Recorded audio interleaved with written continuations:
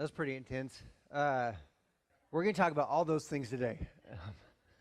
A lot of them. A lot of them. Our series this morning is like, follow, and subscribe. And honestly, this is something that I've been preparing for a while now. And I read some articles. I listened to some podcasts, and immediately I started to formulate kind of this idea, this premise of what I wanted to talk about today.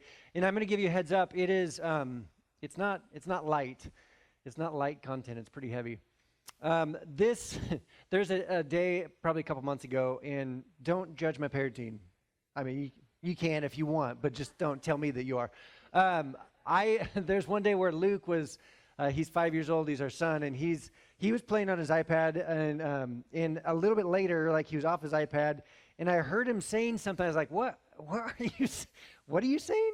I had to ask him a couple times, and he said, smash that like button and that subscribe button. And I was like, what?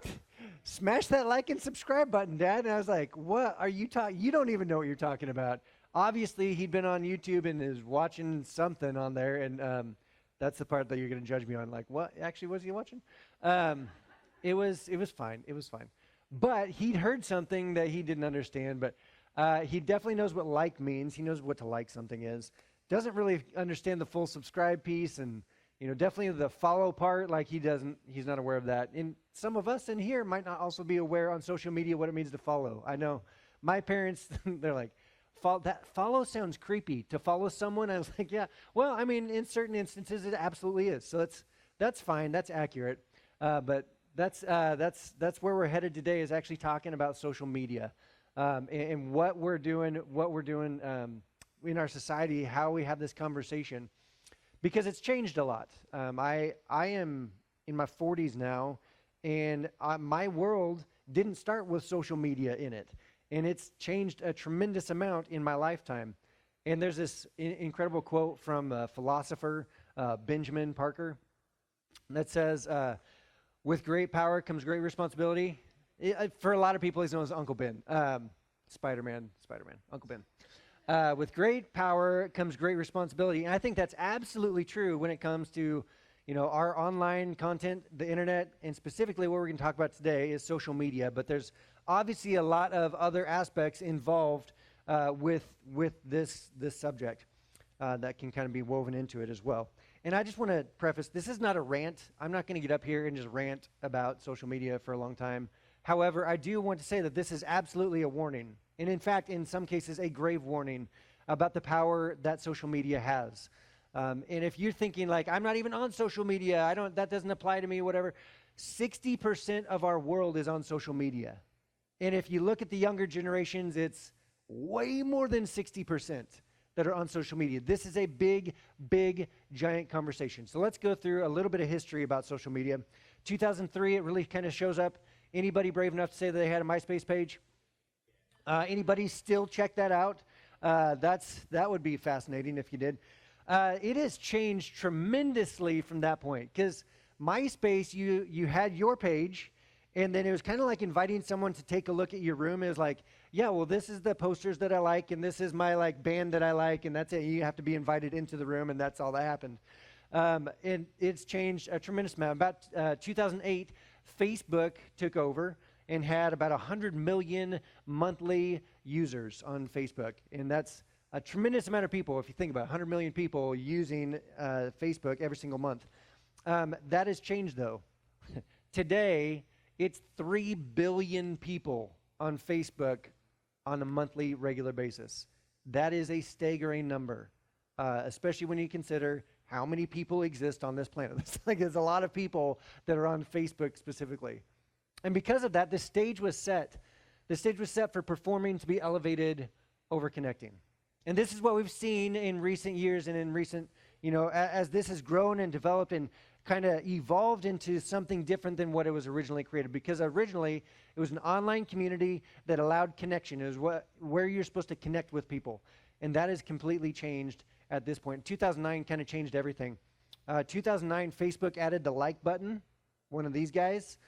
So you could actually like someone's content, someone's post. And then, of course, Twitter had the retweet that came out right about then as well, which you could take somebody's post and you could share it with a whole entire community that they weren't in connection with. And now it's exponential. Your post could be exponentially shared into other circles of friends and networks that you had no content or contact with before. And then, of course, Facebook, goes back to like, oh, we got to have something like that, so they come up with a share. But this changes everything. Because ultimately, there's algorithms that are started in this moment to see what garners the most clicks, the most attention, the most likes, the most retweets and shares. What is it? What is the content that is doing that? And then, of course, it gets elevated and prioritized over other things. But here's the difficult part, is that people today, if you've spent any time on social media, you realize this is true. People would rather fail horribly in a public setting than not be seen or heard. And this is something in all of us, right? This is something that God placed in us when he created us, that we want. Ultimately, it's intimacy, to be known and to know, to be seen, to be heard. And people are willing to do whatever it takes to do that. And, social media, it's like, it's even better if it's somebody else's failures rather than your own, because that's a lot easier to share somebody else's failures. But you get all those likes, all those clicks, all those eyes on your stuff. And honestly, you get a hit of dopamine every time. It's like, oh, look at that number. Look at what that post did. Look what this does. And unfortunately, social media, and like I said, it's not meant to be a rant, but this is absolutely, we got to have our eyes open on this. Social media celebrates what is shocking, countercultural, and what undermines the accepted social norms. If you think about this, just the average, regular, post that isn't really that exciting. It's just like, look what I did today. I was outside. That's nice, and your friends will like that and comment about that, but that doesn't get any, traction. The posts that have thousands or tens of thousands, it's because it's either super divisive or super inappropriate or super something. It's above and beyond any expectation as far as what is normalized, what our society accepts as social norm. And so it has to be something other than that. And it shakes everything up. So this has led to further and more exaggerated and more, if you look at someone's post, it's like, I think it's hilarious that someone actually puts on their post no filter, hashtag no filter.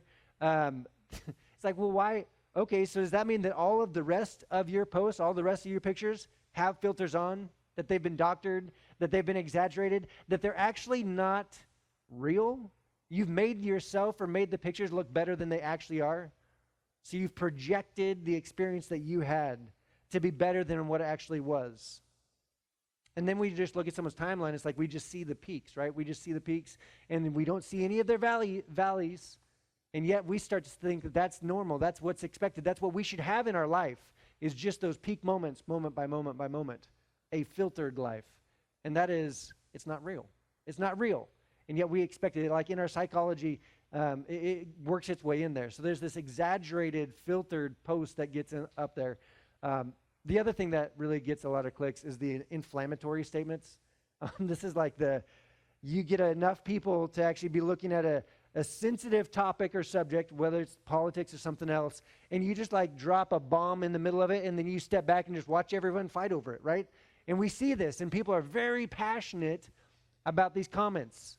I mean, I would be lying to you if I didn't tell you that I've spent hours of my life reading comments, not just from the original post, but comments about the post and comments about the comments.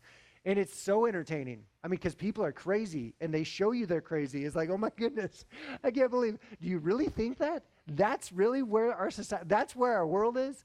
It's terrifying. But ultimately, we've traded a connected community for a larger community. A connected community where, you used to be able to sit in bleachers with somebody, physically in the bleachers, watching your own children play a little league game. And that was the point of contact. That was the point of connection.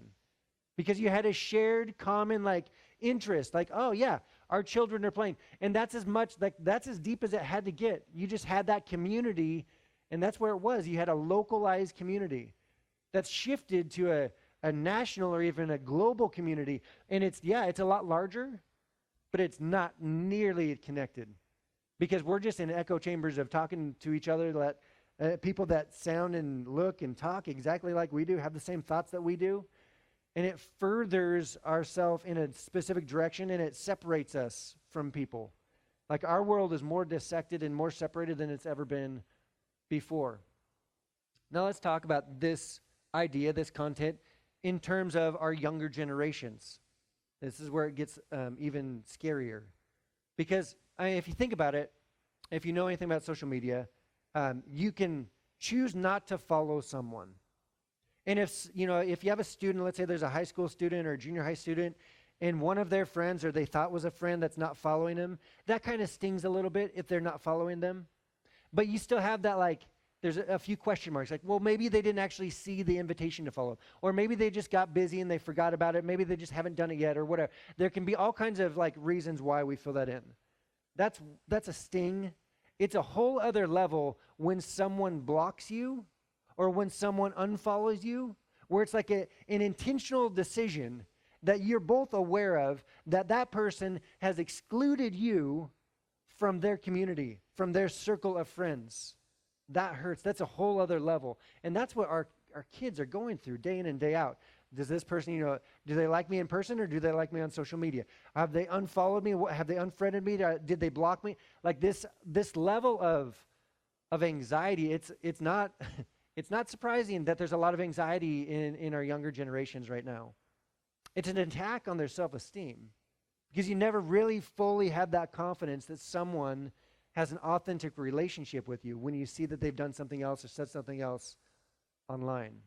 You throw into the mix like the actual, the development, the physical development of students at that age. You know that the prefrontal cortex, the front part of your brain, doesn't fully develop until you're in your 20s. That's the part of your brain that, that has forethought in it, has logic in it. You can sit and analyze something. That part of your brain is not fully developed until you're in your 20s. So you have students that don't have logic all the way there, right? And they're not able to fully see the big picture or actually be able to like evaluate, is this that important? We think like, well, yeah, it's not important at all. It's just online. It's just social media. It's not a big deal. But to them, it's their whole world because not only is their prefrontal cortex not fully developed at that point, but in the back part of the brain, the amygdala, like that part of the brain that's all about emotions, and then you combine that emotions with the hormones that are running through those bodies. It's a disaster. Like that's a problem. That's an issue. If you're a parent of students, you're like, I don't even know you from yesterday to today. You're a completely different person. You're driven by your feelings right now. Why can't you get over this? And it's frustrating, and it's all the stuff, right? I spent plenty of time in student ministries to be familiar with that. But when you're thinking about social media, that's their world. Connection with people is their world. Relationship with people is their world. And yet, social media it's a hollow version of relationship. It's not an authentic one, but it's a felt one, right? So let me ask you some questions, and we'll just see if this is healthy. Does pushing the boundaries of what's appropriate to garner more likes seem healthy? I would hope you said no. Does obsessing over a little number on a photo seem healthy? I don't think so. What about this one? Does wrapping self-worth, feelings of acceptance, and I said feelings on purpose because, like I said, social media, that's not actual acceptance. I don't believe I think it's a hollow version. It's a lesser version of acceptance, not real. It's not a full, authentic version of acceptance, but feelings of acceptance and the state of a person's mental health and something like social media seem healthy. I don't think so. I don't think it is. And I've felt this for a long time. I've felt it, and I've had thoughts and ideas, but I never dug into the actual evidence, the actual statistics. Well, recently, I was confronted with some statistics. Our students are under attack. I mean, that's the reality of this. This is why it breaks my heart. The most vulnerable have been incentivized to have societal celebrations, the likes and the clicks, in a negative direction. What's celebrated on social media, I'll just cut to the chase, it's not being super responsible. That's not celebrated. Someone's like, look how responsible I am. I got all my homework done today, and everyone's like, yay. That's not what's celebrated on social media. And it's not being super moral either. Like, look at how good of a person I am because of the values that I have, and I live my life this way. That's not what's celebrated on social media. Our students, from 2009 to 2021, and that's not that long of a time span. I mean, it's a little over a decade. In 2009, they asked the question, I believe this is on CDC, but they asked the question for high school students, do they feel sad or hopeless? And 26%, this is in 2009, 26% of our students said that they felt sad and hopeless in their world. That's the world that they experienced, sad and hopeless. In 2021, they did the same study. And 44% of our high school students across the board said they felt sad and hopeless in their lives. And if that doesn't break your heart, man, I don't know, maybe we need to soften that sucker up a little bit. Like that's horrible. 2021 during the pandemic, they asked again, like, what students had contemplated suicide to a very serious level and serious degree. A quarter of our high school girls said that they had seriously considered committing suicide during the pandemic. 1 in 4, do you know 4 high school girls? 1 in 4 of them seriously considered suicide. That's awful. For boys, it's a little bit better. I don't know if you can call this better. Boys are about twice as, or I guess less than half likely. But still, that's an incredible number. That's a huge number of our students that are considering suicide. This is enough. That information alone is enough to get us all to the point where we're like, shut it all down, let's move off the grid. If you want an application today, this might be the closest I get to it. Like, just turn it all off, let's move off the grid. Because when I think about it, my son that's going to start kindergarten here shortly, I think, I don't want to put him anywhere close that he actually leans in that direction or moves in that direction. There's a percentage of kids that he's going to grow up with that are going to be faced with those statistics. I don't want that for him. So I will do whatever it takes to get him out of that scenario, out of that statistic. But I don't think that this is the answer. At least not yet. We'll see. Maybe there's a day coming. But the danger of social media is not just what's on social media. It's not just the posts that are placed on there. You're like, oh, that was inappropriate, or that's super divisive, or that's unhealthy, or that's painful, that's hurting somebody else. It's not just about that. It's what social media has replaced in our lives as well. Because the amount of time that you spend and your kids spend on social media has replaced something. And if you think about our world that is more divisive, that is more exhausted, that is more frustrated, that has more anxiety in it, that it is more, higher suicidal rates and thoughts than ever before. If you think about our world in those terms, the thing that we have actually sacrificed for social media, one of the number one things, is our sleep. Do you know what really helps when you're in depression, when you're dealing with anxiety and you're not getting enough sleep? Sleep is like one of the number one things. Like, we got to get our sleep. We got to get our sleep. You got to get healthy. Physically, you have to be able to be functioning at full capacity. And that's the number one thing that's taken away. You know what else is taken away? Institutions that help out. People spend less time in extracurricular activities that promote healthy living. And I would even say church, absolutely. People spend more time on social media than they do showing up at church. I don't think that it's by accident. Of course, I'm going to say this, I'm a pastor. But I don't think it's by accident.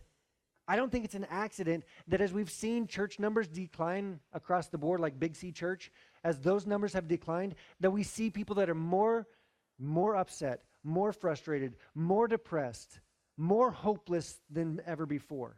I don't think that those numbers are separated. I think that they're absolutely connected.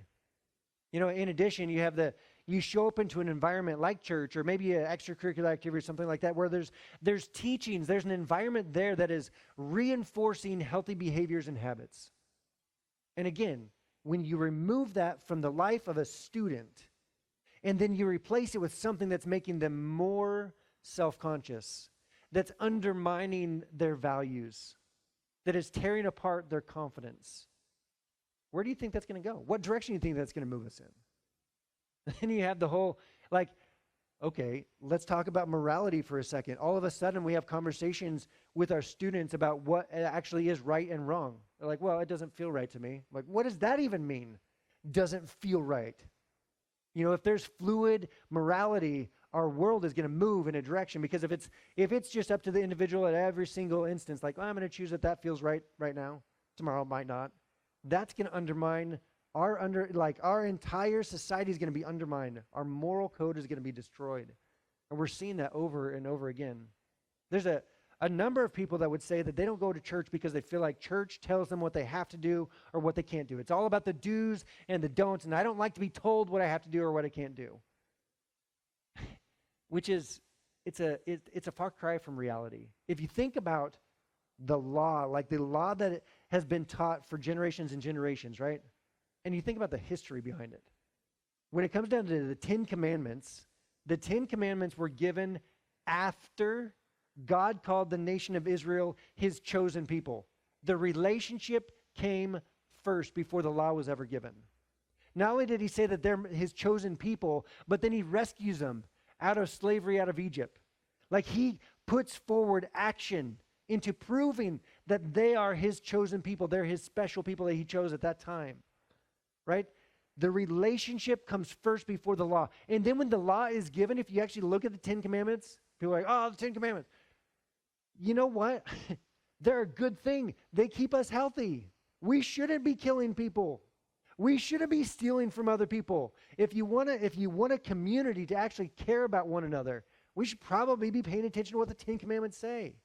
The laws were designed for our own good. Not to handcuff us, but to free us from the repercussions of unhealthy living and decisions that we make. If I could have a clickbait slide, this would be it. Loving others like Jesus removes the need for laws. People don't like to read that. People don't like to hear that. If you're taking a picture of that, whatever. Don't post it, please, on social media. I won't be on, so it doesn't matter. We like to think about laws in certain like perspectives.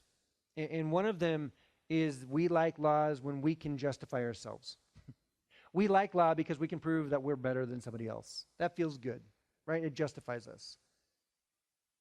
But the reality is, if we lived in such a way that we love, like, this is Jesus' single command that he gives us. He boils it down. He's like, hey, if you just do this one thing. Just love other people the way that I have loved you. If you do that and that alone, if we all did that, we wouldn't need laws. If we love people the way that Jesus loved us, sacrificing for us, having us in the perspective of, like, what can I do for somebody else? If we love the way that Jesus loved us, we wouldn't be worried about, like, is my car going to get stolen tonight? Because you're not going to steal someone's car that you love like Jesus loved. You're not going to do it. We wouldn't need laws. Now, hear me correctly. We do need laws. We live in a broken world. We absolutely do need laws. They bring it like parameters to a broken society. We live in a broken world. They bring parameters there. But in an ideal world, we wouldn't even need laws. Back to social media. The unfortunate part of social media is that it actually rewards what undermines authentic connection. And this is where so much of our time, so much of our young adults and students and kids spend so much time online and in social media. And yet the time spent there, it's undermining what's healthy in their life. The result of that is that we have seen the most depressed demographic ever. There's an argument to be made about whether this right now is the most depressed and frustrated and suicidal, or World War II.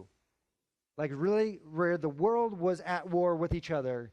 That's the only other argument in the history that we've been keeping track that's been more depressed than right now. And there's an argument to be made. I've seen different numbers that will prove otherwise as well. We live at a time where there's more prosperity than ever before. There's more knowledge and information available to us and to more people than ever before. We have more technology. We have more medicine than ever before. And yet, our kids are more hopeless than ever before. That's a problem. That's a problem. So let me close up in prayer. No, I'm just kidding. We got more. Anytime that I come up to this a tension point like this in my life, I immediately think, well, what does God say about this? What do the authors in the Bible say about this? And is there anything that Jesus said that actually can be utilized, that is actually in the same line, that addresses this issue? So we're going to look at one of those moments. This is in Matthew chapter 11, verse 16. This is Jesus speaking, and he says, "To what can I compare this generation? They are like children sitting in the marketplaces and calling out to others." Who knew that Jesus talked about social media? Is that not what social media is? He continues on. And this is what the children are saying in his illustration. "We played the pipe for you, and you did not dance. We sang a dirge, and you did not mourn." We're doing what we know to do to manipulate you, but you're not being manipulated. You're not being controlled. Why is that? He continues on. For John, he's talking about John the Baptist. "John came neither eating nor drinking, and they say he has a demon." So John the Baptist is, he's out there. I mean, literally out there in the wilderness. Do you know what he ate? He's known to be, he ate locusts and honey. That was his diet. So yeah, he's a little bit odd. He's a little bit out there. That's not the normal diet. When you invite someone over for dinner, you're like, "Oh, hey, what do you normally eat?" They're like, "Oh, locusts and honey." Do you have any of that around? You're like, "Oh, it's weird." Do you dip it in there? I don't know. I don't want to know. I don't, honestly. But when people saw this, they're like, "Well, he's obviously a weirdo, so he's got a demon in him," right? Then Jesus continues on. He says, "Well, let me talk about me, the Son of Man." So this is Jesus. "I came eating and drinking, and they say, here is a glutton and drunkard, a friend of tax collectors and sinners." Now, I don't want to get in too much trouble, but this one right here, people called Jesus a drunkard. What was he? Okay, I'll just let you put the dots together. But a friend of tax collectors and sinners, and Jesus yeah, I'm absolutely a friend of tax collectors and sinners. But we have this disparity. There's this whole entire spectrum where John's on one side, I'm on the other. You're trying to control us. And yet the reality is, John doesn't have a demon. I'm not a drunkard or a glutton. He continues on in verse 19. And this is one of those verses that we rush right by, but it's so powerful. He says, "But wisdom is proved right by her deeds." Actions are what prove wisdom to be wise. It's not just a thought, not just an idea, but the actions. Jesus is saying, if you look at John's life and what he did, yeah, he lived out in the wilderness, but look at his impact that he's had. He's doing exactly what he needs to be doing. Look at what I'm doing. Look at my behavior. Look at my output. The wisdom is made known by deeds, right? Wisdom is knowledge put into action. John and Jesus are experiencing and have experienced some unfriends, some blocks, right? If they were on social media, there'd be people that unfriend them and block them all the time. And this is what Jesus is saying. And it's kind of funny because he goes on a rant at that point, which feels an awful lot like social media. He goes on this rant. He's like, "I've been doing all this stuff. People have seen me do these signs and wonders, these miracles. They've heard me preach. They've heard me teach about what is best, what is good for them in their life, and they don't change." He goes on and on. He's frustrated about all these people, and it's like, yeah, that sounds like a social media rant to me. But then he prays, and this is where we're going to pick up in verse 27. He says, "No one knows the Son except the Father, and no one knows the Father except the Son and those to whom the Son chooses to reveal him."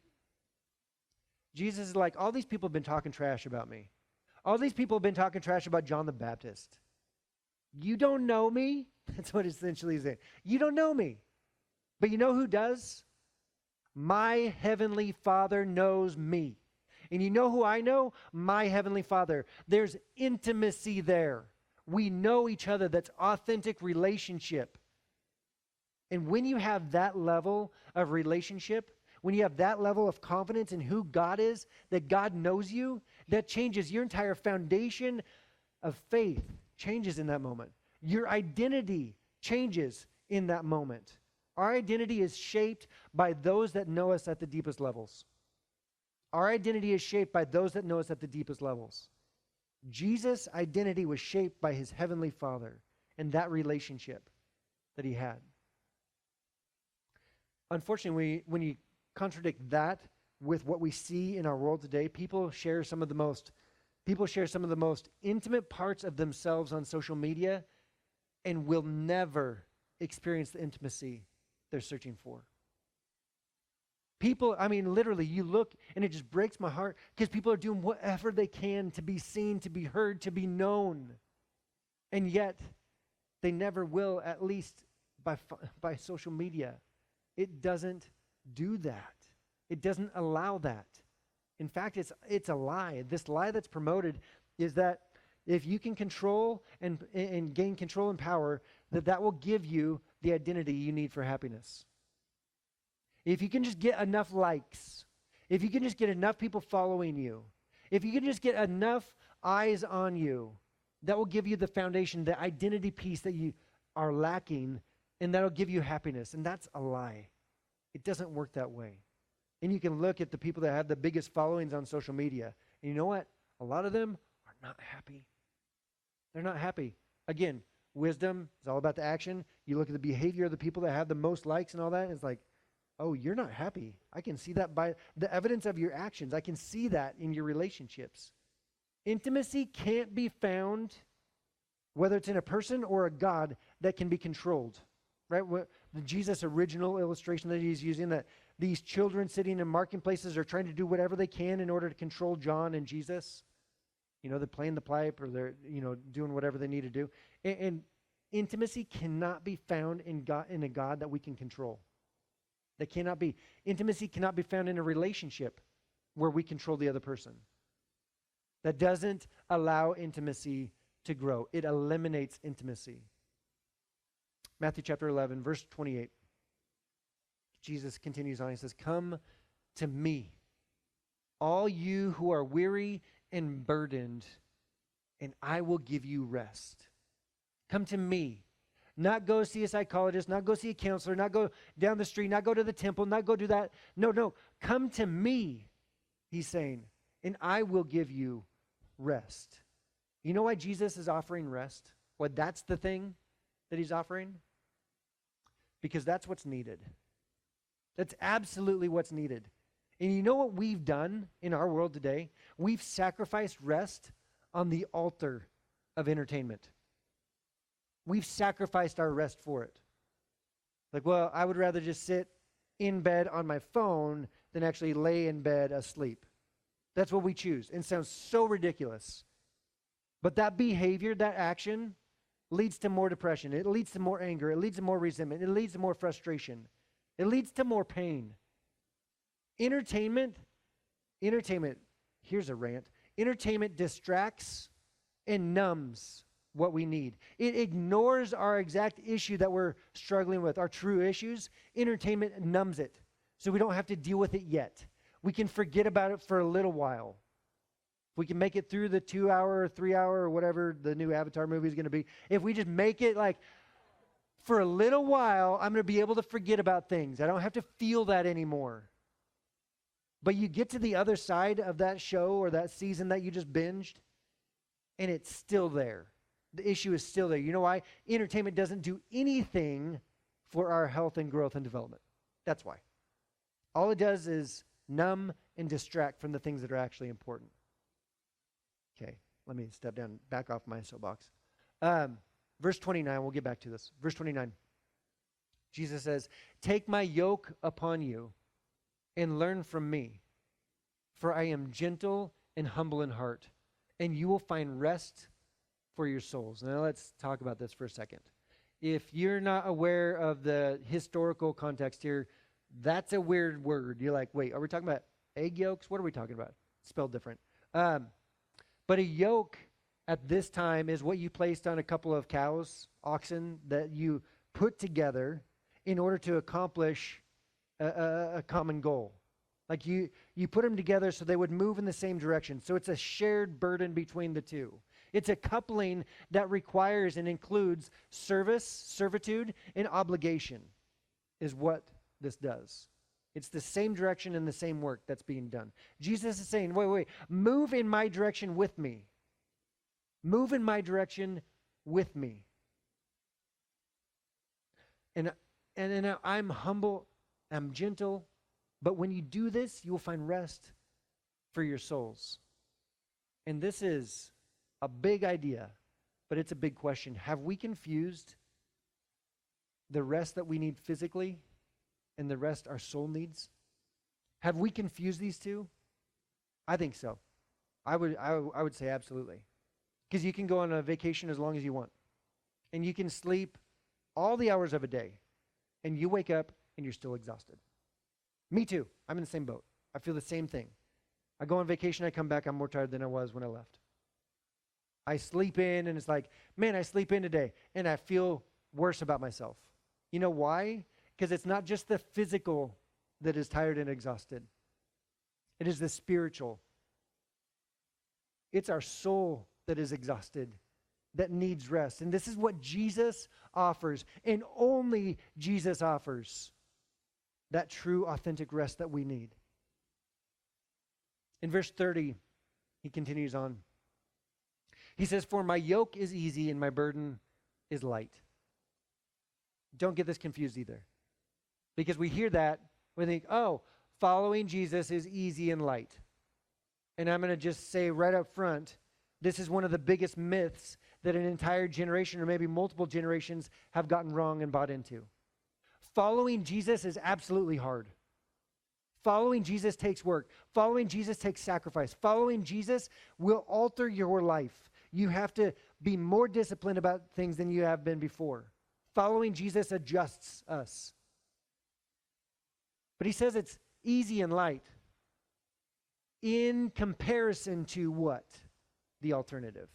To not following Jesus. To not taking that yoke. To not move in the same direction, doing the same work, doing the same thing that Jesus has asked us to do. That is heavy, and that is not easy. And you can see this all around you. Because in our world today, where there's a lot of people that are not taking on Jesus' yoke. And you know what? Their lives are incredibly difficult. And they're full of pain, frustration, and anger. And Jesus says, wait, just move in my direction. Move in my direction. In comparison to that, yeah, it's light, it's easy in comparison to. I've got some final thoughts and I want to share with you. Like I said, this is not a lot of I don't have the answers to this problem, to this tension. I don't have them. You've definitely figured that out after listening to me for a half an hour. But I don't have the answers, but I do have some thoughts just to kind of wrap up. And a lot of this is more directed towards parents, but I think that there's application for everybody. But what's easiest for you is rarely what's best for them. When it comes to our parenting, when it comes to our kids, when it comes to our relationships, what's easiest for you is rarely what's best for the other party, for the other person, for our kids. A full heart will not be controlled by the likes. When you do the work as a parent and you do whatever you can and you fill their hearts up with confidence, when they have that foundation built in their life where they know where their identity is found, they know that they are a child of our Heavenly Father. They know they're a child of God. When they know that, there's a different level of foundation that's found in this moment. And that level of foundation, that confidence, that full heart is not nearly as easily as controlled by those likes, those follows, those retweets, that content when they're confronted with it. However, conversely, a hurting heart will be way more vulnerable to what can cause even more hurt. We see this. It's like someone just starts going down a pathway and they just can't stop. They just don't have the brakes. They don't have an e-brake to pull. And the things that are hurting them are driving them to more things that hurt them. Next idea. Connect with your kids in a way that matters to them. I think maybe some of you have had this part of your story, but often parents try to connect with kids in things that matter to the parents. And I think that's to some degree that's helpful and valuable and important. And if a child has an interest, something that matters to them, and you're not engaging with them in that area, it's like open season. That can go all different kinds of directions. So as a parent, engage with your children in areas that they're in, what matters to them. And let me put a preface there, probably not on a screen. That's probably not the priority here, based on the last hour that we've been talking. Next thing is, in a world of likes, this is the bumper sticker here. You need a bumper sticker to make. In a world of likes, spend some time on love. In a world of likes, spend some time on love. Now, a lot of this content, like I said, there's a lot of different factors and areas that I kind of gleaned from and brought in to have this full conversation. I didn't do this all on my own, but there's an incredible resource. If you're a parent today, there's an incredible resource. And we actually make this available to you, but we probably don't talk about it near enough. When you pick up your kid, there's a handout for them in both Wamba Lane and Upstreet. And that has more questions about what they talked about. It has the memory verse in there, the Bible verse that they're reading and going over this month.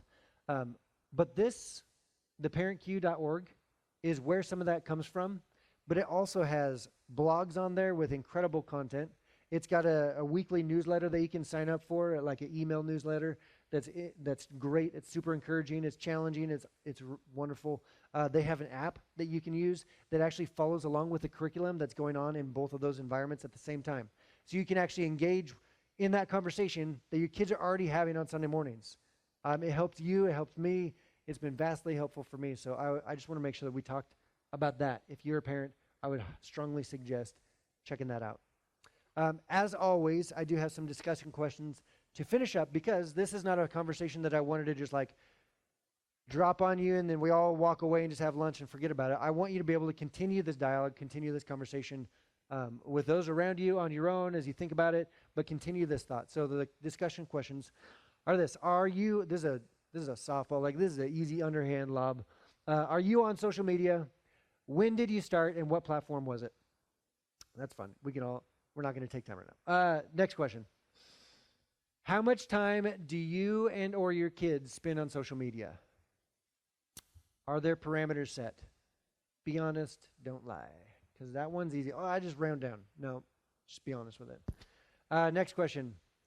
And this is really what I think is one of the most valuable, important things I've ever learned. This is a question that Andy Stanley kind of formed and brought together. And I think it's one of the most incredible questions that you can ask yourself on a regular basis. In light of my past experience, my present circumstances, and my future hopes and dreams, what is the wise thing to do? What is the wise thing to do?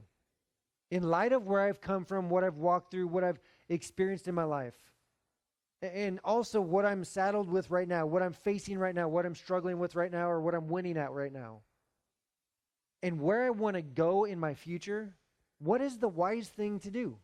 What's the wise thing to do? I think this is a question that will lead us and guide us as parents and as people in our world today in hopefully a new, healthy direction. We can't change the world in a moment, but we can change our pattern of behavior. We can help our students and our kids make better decisions, make wise decisions. And I hope that this is something that takes root. We continue this conversation on. Let me pray, and we'll get all of us out of here. Dear Heavenly Father, we thank you for everything that you've done for us. God, you love us. And as much as the information, the statistics that we are faced with and confronted with breaks our heart, we know that it even breaks your heart even more. So God, I pray that we would evaluate, we would look at this square in the face, and we would see what we need to change in ourselves. We would see the steps that we need to take in order to redirect our kids that we love so much. And I pray that you would give us the courage and the boldness to do what we know we need to do. Not just have an idea, not just have a thought, but actually put action to those thoughts. And ultimately that we would follow you. That we would move in your direction. That we would take on your yoke. Because we are exhausted. And we need you. We need to come to you to get your rest. And I pray that we would prioritize that in our life and find ways to do that. We love you and we thank you that you first loved us. In your name we pray. Amen. Thanks for being here with us this week. We'll see you next week.